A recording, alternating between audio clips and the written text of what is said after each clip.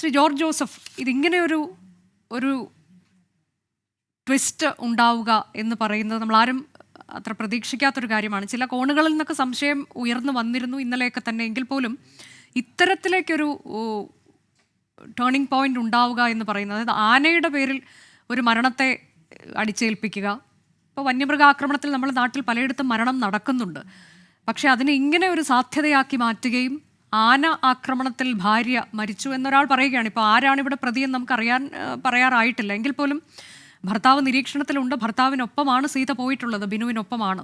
ഇതുവരെ നമുക്കറിയാവുന്ന കാര്യം അങ്ങനെയാണ്. ഏതായാലും അങ്ങനെ ഒരു സാധ്യത കൂടി ഇപ്പോൾ നിലവിൽ വന്നിരിക്കുന്നു എന്നുള്ളത് അതൊരു വലിയൊരു ട്വിസ്റ്റ് അല്ലേ ശ്രീ ജോർജ് ജോസഫ്? തീർച്ചയായിട്ടും നമുക്ക് ഒരിക്കലും ഈ രീതിയിൽ നമ്മളാരും ചിന്തിച്ചിട്ടുണ്ടാവില്ല. കാരണം ഈ പീരുമേട് ഈ ഭാഗത്ത് മരിയഗിരി സ്കൂളിൻ്റെ പരിസരമൊക്കെ ഇപ്പം വലിയ ആനശല്യമുള്ള സ്ഥലമാണ്. അത് തന്നെയല്ല, ഇയാൾ മലമ്പണ്ടാരം വിഭാഗത്തിൽപ്പെട്ട് ഉള്ള ആളാണ് ബിനു. ഇത് വാർത്തയൊക്കെ വന്നപ്പം സാധാരണ പോലെ എല്ലാവരും അങ്ങനെയല്ലേ ചിന്തിക്കുകയുള്ളൂ. കാരണം ഇത് ആനയുടെ ആക്രമണം നിരന്തരമുള്ള സ്ഥലത്ത് വെച്ചാണ് ഈ സംഭവം ഉണ്ടായിരിക്കുന്നത്.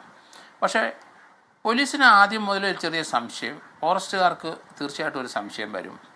ആന അവിടെ വന്നിട്ടുണ്ടെങ്കിൽ ഫോറസ്റ്റ് അവിടെ നോക്കിയിട്ടുണ്ട്, ആന വന്നതിൻ്റെ ലക്ഷണങ്ങൾ കാണാം.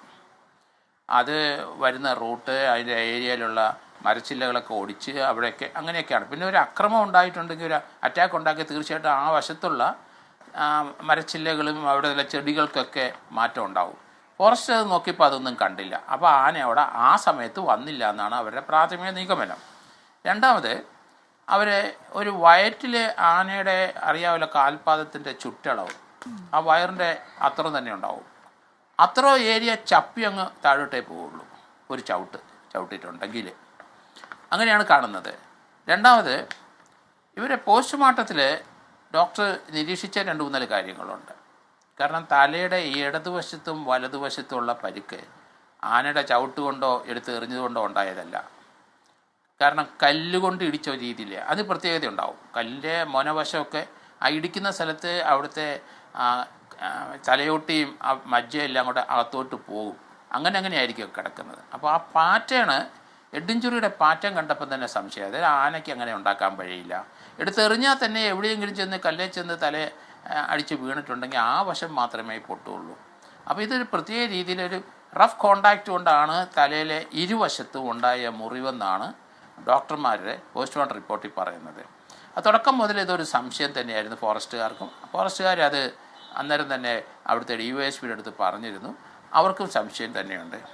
പക്ഷേ ഇവർ താമസിക്കുന്ന വീടിൻ്റെ പരിസരത്ത് ഒക്കെ അന്വേഷിച്ചാൽ ഇവർ തമ്മിൽ എന്തെങ്കിലും റിഫ്റ്റ് ഉണ്ടോയെന്ന്. കാരണം അതിൻ്റെ പരിസരത്തൊന്നും അധികം പേരൊന്നും കാണിക്കുന്ന താമസക്കാരുണ്ടാവും, അല്ലെങ്കിൽ അകന്നൊക്കെ ആയിരിക്കും എല്ലാവരും കഴിയുന്നത്. വലിയ കോണ്ടാക്റ്റ് ഒന്നും കാണത്തില്ല.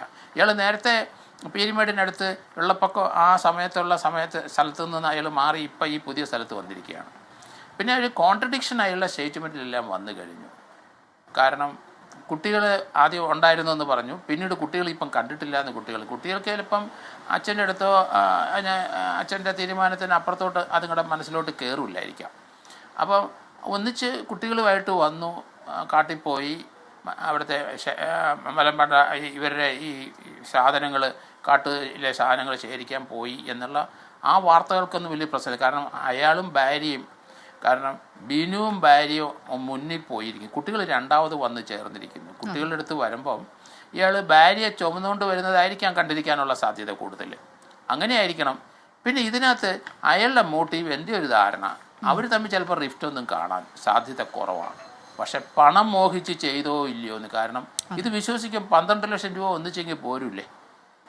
അത് അവിടെയാണ് എനിക്ക് സംശയം. കാരണം അതൊരു അയാളല്ലാതെ ഭാര്യയായിട്ട് ഒരു എതിർപ്പുണ്ടാവുമെന്ന് എനിക്ക് തോന്നുന്നില്ല. അതൊന്നും ചിലപ്പം കാണത്തില്ല. ഇയാൾ ഒറ്റയ്ക്കൊരു തീരുമാനം എടുത്ത് പൈസയ്ക്ക് ഒരു നിവൃത്തിയില്ല. നിങ്ങൾ കാട്ടിൽ നിന്നുള്ള സാധനം ശേഖരിച്ച് വളരെ ദാരിദ്ര്യത്തിൽ കഴിയുന്നതാണ്. അപ്പം ഒരു മോഹം തോന്നിക്കാണും. ഇതിപ്പോൾ ഈസി ആയിട്ട് 12 ലക്ഷം രൂപ. ഇത് ശല്യം രൂക്ഷമാണ്. 10 ലക്ഷം. അതിന് തൊട്ട് മുൻപത്തെ ദിവസത്തിലൊക്കെ അങ്ങനെ സംഭവങ്ങൾ ഉണ്ടായിട്ടുണ്ട്. അത് നമ്മൾ തന്നെ പലതരത്തിൽ വാർത്തകൾ കൊടുത്തിട്ടുള്ളതാണ്. വണ്ടിപ്പെരിയാറിൽ തന്നെ കഴിഞ്ഞ ദിവസം രാവിലെ ഒരു കാട്ടാന ആക്രമണം ഉണ്ടാവുകയും ഒരാൾക്ക് പരിക്കേൽക്കുകയും അദ്ദേഹം മെഡിക്കൽ കോളേജ് ആശുപത്രിയിൽ ചികിത്സയിലാണ് എന്നൊക്കെയുള്ള വാർത്ത നമ്മൾ കൊടുക്കുകയും ചെയ്തപ്പോഴും, അപ്പോൾ ആദ്യമായി ഇത് കേൾക്കുമ്പോൾ നമുക്കും ഇതിലൊരു അസ്വാഭാവികതയൊന്നും തോന്നില്ല എന്നുള്ളതാണ്. അപ്പോൾ അത്രയ്ക്ക് ബുദ്ധിയോടെ ഇത് ആരാണെങ്കിലും ഭർത്താവാണെങ്കിലും ആരാണെങ്കിലും അത് അങ്ങനെ ആസൂത്രണം ചെയ്ത് അങ്ങനെ ഒരു കഥ മെനഞ്ഞുണ്ടാക്കി അല്ലേ? അത് തന്നെ ഞാനും കരുതുന്നത്. അല്ലാതെ വൈഫുമായിട്ടൊരു റിഫ്റ്റൊന്നും കാണത്തില്ല. കാരണം അവരൊക്കെ രണ്ടു കൂട്ടർ ഒരുപോലെ അധ്വാനിച്ച് കഴിഞ്ഞ് പോകുന്നവരാണ്. അപ്പോൾ ഇയാളുടെ തലയിൽ ഉദിച്ച ഒരു ബുദ്ധിയായിരിക്കണം. കാരണം ഈസി ആയിട്ട് 12 ലക്ഷം രൂപ കിട്ടും. ഭാര്യ അങ്ങ് മരിച്ചു കഴിഞ്ഞാൽ വേറൊരെണ്ണത്തിനെ വേണം കെട്ടാൻ, 2 കുട്ടികളുണ്ട്, സുഭിക്ഷമാണ് കാര്യങ്ങൾ. അതുകൊണ്ടാണ് ഇയാൾ ആ രീതിയിൽ വൈഫിനെ കൊണ്ടുപോയി കൊന്നുകളഞ്ഞതെന്ന് എനിക്ക് കരുതുന്നു. കാരണം പണം മോഹിച്ച് തന്നെ, വേറൊന്നും ആലോചിക്കാനില്ലെന്ന് എനിക്ക് തോന്നി. കാരണം അത് അന്വേഷിച്ചാൽ ഇവർ തമ്മിൽ റിഫ്റ്റുകളൊന്നും കാണത്തില്ല. വലിയ കാര്യമൊന്നുമില്ല. ഇങ്ങനെ കാട്ടിപ്പോയി ശേഖരിച്ച് സാധനം വാങ്ങിച്ച് കൊണ്ട് കൊടുത്ത് ആ കാശ് കൊണ്ട് ജീവിക്കുന്നവരാണ്. അതിനപ്പുറം ഒന്നും അവർ ചിന്തിക്കാറില്ല.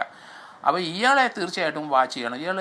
അവർ പറഞ്ഞല്ലോ, ഈ സംഭവത്തിന് ശേഷവും ഇയാൾ ആദ്യം പറഞ്ഞതിനകത്തൊരു കോൺട്രഡിക്ഷൻ ഉണ്ട്. ഇയാൾ പറഞ്ഞ് ഇയാൾ ആന വന്നപ്പോൾ ഇയാൾ അത് തടയാൻ മുന്നേ കയറി നിന്നു എന്ന്. അതത്ര നമുക്ക് വിശ്വസിക്കാൻ കഴിയുന്നില്ല. രണ്ടാമത് ഇയാൾ അങ്ങനെ ഒരാന വന്നാൽ ആരെങ്കിലും കയറി എല്ലാവരും ഓടി രക്ഷപ്പെടുകയുള്ളൂ. നേരെ ഭാര്യയെ രക്ഷിക്കാൻ വേണ്ടി ആനയുടെ മുമ്പിൽ ആനയെക്കാളും പവറുള്ള ആളാണോ ഇയാൾ? കയറി നിന്നൊരു വാക്ക് പറഞ്ഞിട്ടുണ്ട് ഇയാൾ. അവിടെ കൊണ്ട് തെറ്റി, അവിടെ മൂലം സംശയമായി തുടങ്ങി. അല്ല, അതായത് ഇപ്പോൾ തന്നെയും ആക്രമിച്ചു എന്ന് പറഞ്ഞിട്ടുണ്ട്, വനത്തിനകത്തോട്ട് തുമ്പിക്കൈ കൊണ്ട് ചുരുട്ടി എറിഞ്ഞു എന്ന് പറയുന്നു. പക്ഷെ ആ തരത്തിലേക്കുള്ള പരുക്കൊന്നും കാണാനില്ല. അപ്പോൾ അങ്ങനെയൊക്കെ പറഞ്ഞതിൽ ചില പാളിച്ചകൾ വന്നിട്ടുണ്ട്. നല്ല കോൺട്രഡിക്ഷൻ വന്നിട്ടുണ്ട്. അത് തന്നെയല്ല, ഇയാൾ അവരെ ചവിട്ടി, അയാളുടെ ചവിട്ടും ആനയുടെ ചവിട്ടും രണ്ട് രീതിയിലാണ്. അയാളുടെ ചവിട്ടിന് ആ കാലിൻ്റെ അത്രയല്ലേ വരുള്ളൂ. അപ്പോൾ അതുകൊണ്ട് അതിൻ്റെ ഇൻറ്റേർണൽ ഓർഗൻ ആ രീതിയിലുള്ള, പക്ഷേ ആനയുടെ ചവിട്ടിന് മൊത്തമായിട്ടുള്ള ഇൻറ്റേർണൽ ഓർഗൻസ് മുഴുവൻ ചപ്പിപ്പോവും. അത്ര വലിയൊരു ചവിട്ടാണ്. അപ്പോൾ അതുണ്ടായിട്ടില്ല ഇവിടെ. അത് ഡോക്ടർക്ക് സംശയമായി കാണും. അത്